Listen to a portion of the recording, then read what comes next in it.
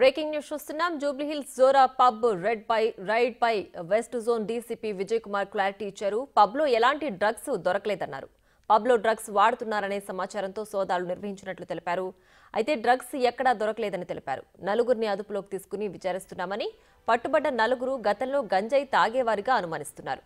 ఇక ఈ కేసును నార్కోటిక్ బ్యూరోతో పాటు జూబ్లీహిల్స్ పోలీసులు విచారిస్తున్నారు.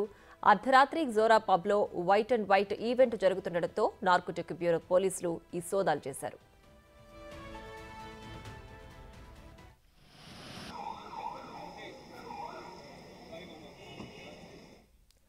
ఇక మరింత సమాచారం మా ప్రతినిధి సురేష్ లైవ్ లో అందిస్తారు. సురేష్, చెప్పండి, జోరా పబ్ లో జరిగిన రైడ్స్ లో గంజాయి దొరకలేనట్లుగానే భావించాలా? అంటే రెగ్యులర్గా పబ్బుల పైన ఇటు నార్కోటిక్ బ్యూరోతో పాటు లోకల్ పోలీసులు, ల్యాండ్ ఆర్డర్ పోలీసులు కూడా తనిఖీలు చేస్తున్నారు. అందులో భాగంగానే నిన్న జోరో పబ్కి సంబంధించి వైట్ అండ్ వైట్ అంటే ఒక డ్రెస్ కోడ్ పెట్టారు. అందరూ వైట్ డ్రెస్లోనే ఈవెంట్కి రావాలని చెప్పేసి కూడా అక్కడ ఈవెంట్ ఆర్గనైజర్ ఎవరైతే యువత ఆ పబ్కి వస్తున్నారో వారికి సంబంధించి ముందుగానే వారికి సమాచారం తెలుసుకొని ఆ ఈవెంట్ ఆర్గనైజ్ చేశారు. ఈ ఈవెంట్లోనే కొంతమంది ఎవరైతే గతంలో డ్రగ్స్ ఆడిన యువత ఉండొచ్చు, ఎవరైతే కన్జ్యూమర్లు ఉన్నారో వారందరూ కూడా మళ్ళీ ఇక్కడ డ్రగ్స్ సేవించి ఉంటారని చెప్పేసి కూడా అనుమానంతో నిన్న రాత్రి దాదాపు 2 గంటల పాటు నార్కోటిక్ బ్యూరో పోలీసులతో పాటు జూబ్లీహిల్స్ పోలీసులు కూడా తనిఖీలు చేయడం జరిగింది. అందులో నలుగురిని అనుమానితుల్ని అదుపులోకి తీసుకొని అక్కడ టెస్ట్ చేయగా అందులో రిజల్ట్ రాలేదు కాబట్టి వారిని అదుపులోకి తీసుకొని వారికి సంబంధించిన బ్లడ్ శాంపిల్, యూరిన్ శాంపిల్కి సంబంధించి తీసుకున్న తర్వాత వాటిని టెస్ట్కి పంపించారు.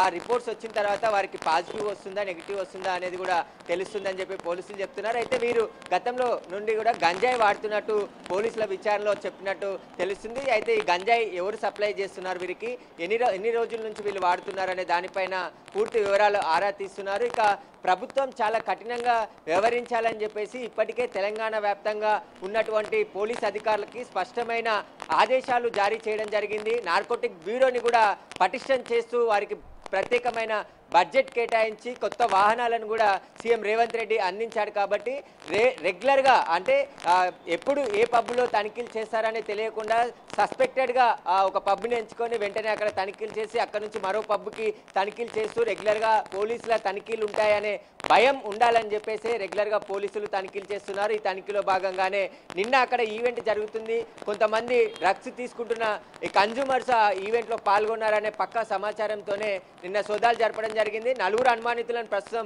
పోలీసులు అదుపులోకి తీసుకున్నారు. నార్కోటిక్ బ్యూరో అధికారులు వాళ్ళ శాంపుల్స్ని హాస్పిటల్కి పంపించి వారి శాంపుల్ని సేకరించడం జరిగింది. ఆ శాంపుల్స్లో ఎలాంటి రిపోర్ట్ వస్తుందనే దానిపైన వేచి చూస్తున్నారు. అయితే ఆ గతంలో మొత్తం ఇటు సైబరాబాదు, హైదరాబాదు, రాచకొండ 3 కమిషనరేట్ పరిధిలో కూడా డ్రగ్స్ మూలాలపై ఉక్కుపాదంతో అణిచివేయాలని చెప్పేసి కూడా సీఎం రేవంత్ రెడ్డి ఆదేశాలకు అనుగుణంగానే పోలీసులు రెగ్యులర్గా చెకింగ్ చేస్తున్నారు.